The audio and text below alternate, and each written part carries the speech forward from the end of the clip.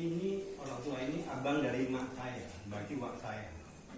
Wak saya itu nggak punya anak, anaknya cuma 3, tapi anak tiri 2, anak angkat 1. Setelah dia meninggal orang tua saya itu, tapi dia punya harta di Pulau Brayan, sehingga ini kemana ini harta ini gitu. Berarti itu sudah kewarisan gitu ya. Gimana tadi ceritanya? Ada Wak saya punya anak angkat 2. kemudian masih punya istri. Itulah anak tiri yang 2 ini tadi dari istri yang ini tadi, tapi nggak punya anak. Iya. Jadi ketika beliau meninggal, istrinya masih hidup. Udah meninggal juga. Udah habis kan. Orang tuanya sudah meninggal. Meninggal semua. Beliau punya saudara. Iya. Saudaranya dari perempuan. Saudara pun udah meninggal semua, Pak. Sudah meninggal semua. Tinggal saya lah kemananya gitu, kandung. Kemanaannya, jadi itu beliau itu saudara dari ayah bapak atau saudara dari ibu bapak? Dari mama saya. Dari mama. Kemudian saudara laki-lakinya tidak? Tidak ada. Tidak, walaupun sudah meninggal. Udah meninggal. Tapi anak mereka ada. Anak dari anak tiri. Nggak, maksudnya anak ponakan beliau, tapi dari saudara yang laki-laki. Nggak ada. Kalau dari mama ya saya semua. Ya maksudnya begini, bapak yang meninggal tadi siapa namanya? Bapak Aiman. Pak Paiman ini punya saudara laki-laki yang sudah meninggal. Sudah meninggal semua, Pak. Nah, saudara laki-laki yang sudah meninggal itu punya keturunan tidak? Ada tapi ada Pak. Ada. Laki-laki. Di Jawa lah, di Jawa. Laki-laki. Jadi begini, kalau harta seseorang yang sudah meninggal namanya harta warisan. Ya. Harta warisan itu berarti yang punya harta ini sudah hilang kepemilikannya. Karena teman-teman apabila seseorang meninggal, putuslah semua amalannya. Harta itu masuk dari amalan kita cari tidak asli. Maka orang yang meninggal itu bukan dia lagi yang punya. Yang punya adalah ahli warisnya. Nah, itu kemudian diatur oleh Islam. Nah, ahli warisnya itu siapa? Ada yang berhubungan, ada hubungan pernikahan dengan dia, kemudian ada hubungan nasab. Hubungan pernikahan berarti suami atau istri, cuma istrinya sudah meninggal. Nah, kalau yang hubungan darah, yang pertama anak kandung, laki-laki atau perempuan. Ternyata anak kandungnya nggak ada juga. Kemudian yang kedua yang harus dapat itu adalah ayah atau ibunya. Ayah dan ibu juga sudah meninggal. Nah, ketika beliau meninggal, berikutnya adalah saudara laki-laki atau saudara perempuan. Nah, kemudian pertanyaannya ketika beliau meninggal, orang tua ibu bapak itu sudah meninggal juga. Berarti beliau juga yang terakhir meninggal. Nah, berikutnya adalah saudara laki-laki atau saudara perempuan. Saudara laki-laki kandung, kemudian saudara laki-laki saudara yang seayah, kemudian saudara yang seibu. Nah, kalau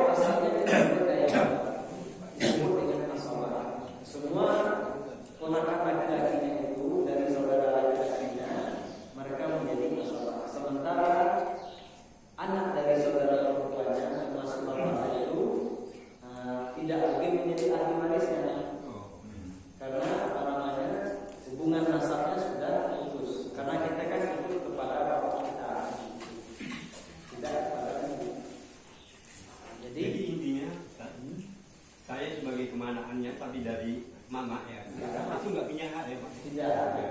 Enggak. Itu aja yang saya tanyakan. Jangan nanti saya terima aja ya Pak ya. Nah, kecuali nanti setelah mereka yang tahu yang berhak menjadi ahli waris, dia berikan kepada kita lain lagi. Cuma kita tidak punya hak untuk menuntut. Kenapa? Karena itu bukan kita. Tapi kalau dikasih terima kan?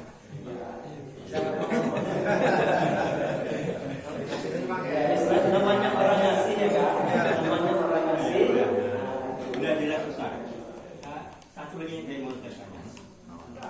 Saya kan usia udah 76. Anak saya cuma satu perempuan. Kalau kira-kira lah saya meninggal gitu, ini harta saya kemana nih Pak? Istri masih ada. Ya? Istri masih ada. Ada ibu. Kalau bapak meninggal terlebih dahulu, maka ibu dapat seperempat.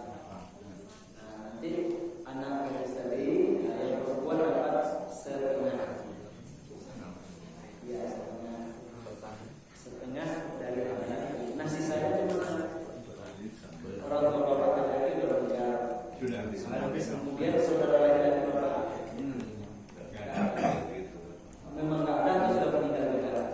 Enggak ada. Kalau seandainya ada Ustaz, bisa dapat sudah. Kalau saudara ada, saudara namanya saudara. Negosiasi salah. Negosiasi salah. Ya, kalau memang tidak punya saudara laki-laki Pak, atau sudah meninggal, sudah memang nggak ada. Enggak ada. Itu kakak ada tapi udah ada tapi udah meninggal. Kakak perempuan. Iya. Apa berarti nggak ada? Nah, kalau kita paman, saudara laki-laki ya. Paman juga enggak ada. Tapi ada Ya? ada ya. Ya, saudara laki-laki dari ayah, berarti ada ya. Bahasa kita aja paman ada, tapi sudah meninggal. Sudah meninggal. Anak laki-laki ada. Ada. Kebiasaan. Namanya saudara. Jadi kan gini kan saya langsung jatuh sama anak saya ya kan cuma satu. Nah, kalau laki-laki ya, Laki ya. kalau perempuan berapa bisa berapa dapat sama anak saya? Setengah. Setengah. Nah, saya tanya, kalau belum saya meninggal ini saya hibahkan itu semua itu boleh? Ya, artinya harus kita hibah itu harus ada kita rezeki. Yang pertama harus ada kita rezekinya supaya tidak ada yang menuntut. Kalau misalnya hanya bahasa lisan begitu, bahasa lisan bisa dibakar, yang lain bisa menuntut, itu termasuk ponakan tadi bisa menuntut. Nah, karena setelah kita meninggal itu bukan harta kita lagi. Kalau kita katakan saya dimakan, nanti kalau sudah saya meninggal, ini untuk kamu, itu tidak berlaku. Jadi kecuali namanya wasiat. Wasiat itu boleh, tapi jangan ke ahli waris. Orang lain paling banyak 1/3. Tapi kalau kita namanya sebelum saya meninggal saya akan bagi-bagi warisan, tidak bisa. Kenapa? Warisan itu kalau kita sudah meninggal itu baru bagi-bagi. Dan itu pun bukan kita yang membagi, Allah menentukan. Begitu kita sudah meninggal, itu bukan harta kita lagi. Sudah selesai. Harta siapa? Allah yang menentukan. Maka harta sisa itu setengah ini milik anak perempuan kita. Istri kita karena kita punya anak, dia dapat 1/8 saja. Kalau istri kita ada 4, 1/8 itu bagi 4 aja. Nah, jadi gini Ustaz. Macam Hah? Oh iya.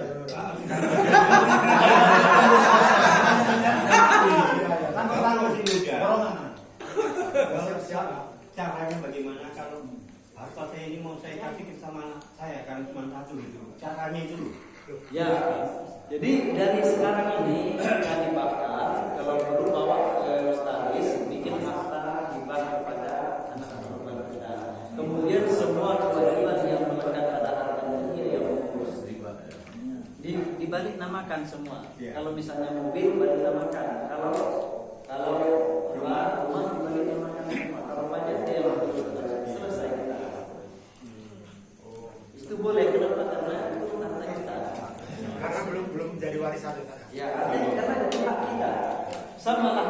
misalnya rumah ini saya bagi-bagi, misalnya nggak bisa. Misalnya musola ini kemudian saya berikan, ini musola ini saya hibahkan kepada siapa, gitu. Karena kepada sunnah kan nggak bisa. Kenapa? Karena punya saya. Nah, jadi begitu, walaupun kita yang punya sebelumnya, tapi begitu kita meninggal itu sudah selesai. Sama lah artinya kalau kita katakan setelah saya meninggal ini bulan itu sama dengan kita mengatakan saya jual rumah ini, setelah saya jual ini sebulan. Kita katakan saya jual rumah ini kepada pengiriman, nanti kemudian saya bilang ke anak saya, ini saya mau jual rumah, nanti setelah saya jual ini yang depan untuk kamu, yang belakang untuk kamu. Bisa begitu? Bisa, karena sudah dijual. Kalau belum dijual lah. Kalau belum setelah kita, namanya kita. Jadi itu sebab mengapa tidak bisa dibagi-bagi sebelum. Ya dibagi-bagi, maksudnya begini. Kita bagi-bagi, tapi nanti pembagiannya setelah kita meninggal. Itu boleh. Tapi kalau bagi-bagi sekarang, eksekusinya sekarang itu boleh. Bagi-bagi eksekusinya belakangan itu tidak boleh. Dan bisa jadi dia dulu yang meninggal. Kita berkembang kita. Jadi yang mau bagi-bagi warisan itu bukan kita. Bagi warisan melalui notaris gimana? Kalau melalui notaris. Notaris itu tugasnya hanya mencatat. Tugasnya hanya mencatat. Tapi berapa bagian siapa, kalau terjadi persengketaan itu pengadilan yang memutuskan. Jadi kalau sudah dibawa ke notaris, bisa saja dilihat ke pengadilan. Kalau notarisnya ternyata mengabaikan aspek hukum tadi, misalnya ada ponakan, dia sebenarnya statusnya ahli waris, tetapi tidak dimasukkan notaris, jadi dia menuntut.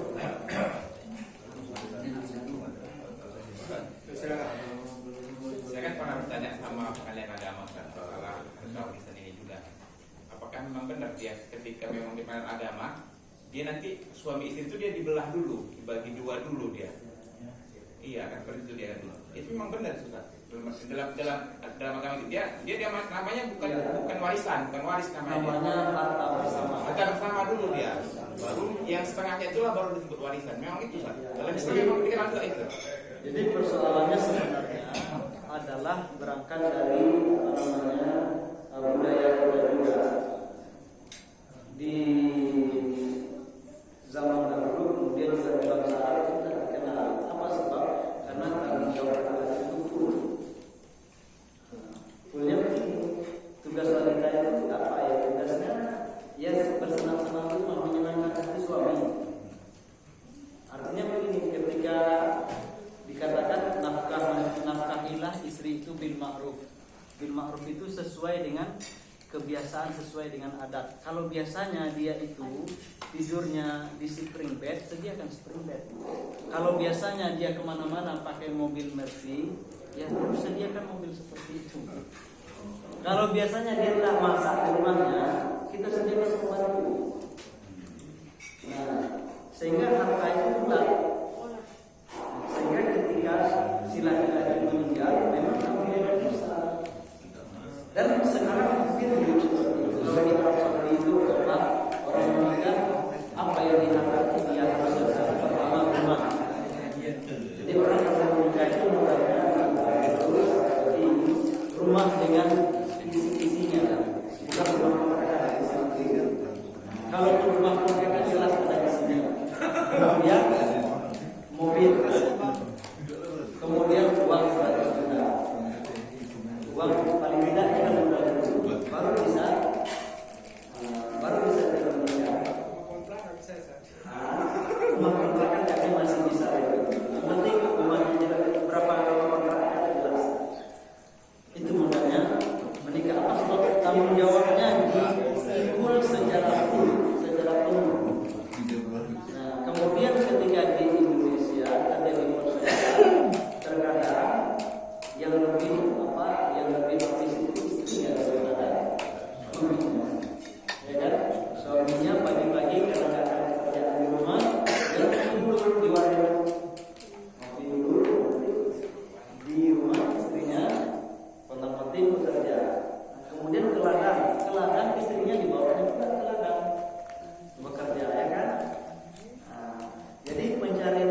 tidak murnilah menjadi pencarian, tidak murni menjadi pencarian. Ketika terjadi perceraian atau yang meninggal terlebih dahulu suaminya, terjadi persoalan. Nah, di situ masalahnya. Kenapa ketika istri meninggal, kemudian suami dapat setengah, sementara yang berusaha, yang mencari, yang berpenghasilan bukan hanya suami. Bahkan bisa jadi kalau dihitung tenaganya lebih habis tenaga si istri, dia di luar rumah dan di dalam rumah semua dia urus. Nah, karena itu menjadi perdebatan lagi. Nah, lalu karena susah memisahkannya, sebenarnya kalau kita melihat kepada ayat itu, walaupun tidak disebutkan secara nyata dalam ayat, tapi bisalah dipahami. Ketika Allah katakan, bagi kamu wahai para suami, setengah dari peninggalan istri. Kalau si istri tak punya anak, kalau dia punya anak seperempat, dan tentu si istri seperempat. Kalau kamu tak punya anak, kalau kamu punya anak, kemudian si istri seperempat. Walaupun tak disebutkan, tapi namanya itu isyarat tunas. Nanti di situ ada isyarat seharusnya harta suami istri itu terpisah. Yang menikah itu kita, yang harta tak boleh nikah. Itu seharusnya. Nah, memang tidak dinyatakan sehingga barangkali tidak ada yang menyebutkan, tapi dipahamilah dari situ, namanya isyarat tunas. Tersirat dia, tidak tersurat tapi tersirat. Karena nanti ketika terjadi kematian ada pembagian yang seperti itu, maka seharusnya dari awal itu sudah diatur, harus terpisah mana harta suami dan harta istri. Yang paling tidak nanti kalau orang ini ribut, dia lihat surat-surat nanti. Kalau rumahnya itu atas sama si istri, milik si istri lah itu. Walaupun yang berikan suami itu tidak seperti itu. Nah, harusnya, tapi kan sudah menjadi budaya kita di Indonesia, tidak seperti rasanya di mana pula menikah masa harta sendiri-sendiri kan begitu. Di Arab itu mungkin tidak terlalu menjadi persoalan karena semua ditanggung oleh si laki-laki. Memang wanita itu merasa tidak membawa apa-apa. Kalaupun dia punya harta, dia berusaha, dia bebas. Si suami tidak boleh tidak boleh mengambil harta istrinya tanpa izin suami. Istri boleh. Kalau si suami kikir, makanya berarti kata seperti itu. Nah, boleh ulama kita setelah diperhatikan gimana lah cara mencari jalan keluar. Kebetulan mereka dapatkan di berbagai daerah, kemudian dilihatnya pula di undang-undang KUHP, kitab undang-undang itu warisan Belanda. Jadi memang orang Belanda itu salah satu menurut mereka ahli di bidang hukum. Itu yang dipakai di situ ditemukanlah bagaimana cara jalan keluar yang mereka sebut dengan harta bersama. Maka itu ketika suami istri itu, tetapi itu kemudian dituliskan tidak semua harta yang diperoleh setelah pernikahan. Harta bawaan masing-masing itu tidak masuk ke dalam harta bersama ini. Harta yang diperoleh setelah pernikahan dianggap sebagai harta bersama, itulah yang akan dibagi dua dahulu. Nah, seperdua yang tersisa inilah yang kemudian dijadikan sebagai harta warisan. Nah, memang itu ada masalah itu konsep harta warisan harta ini tidak ada dalam Al-Quran. Tapi kemudian masalahnya budaya sosial itu dahulu ada. Jadi kalau memang ingin selamat, itu di undang-undang pernikahan juga dituliskan itu. Nah, jika ingin selamat ketika menikah itu bikinlah perjanjian. Yang menikah itu kita saja, harta kita masing-masing. Begitu itu diatur di dalam undang-undang pernikahan bahwa perjanjian sebelum pernikahan. Perjanjian bahwa harta istri punya istri, harta suami punya suami. Nah, untuk lebih bagus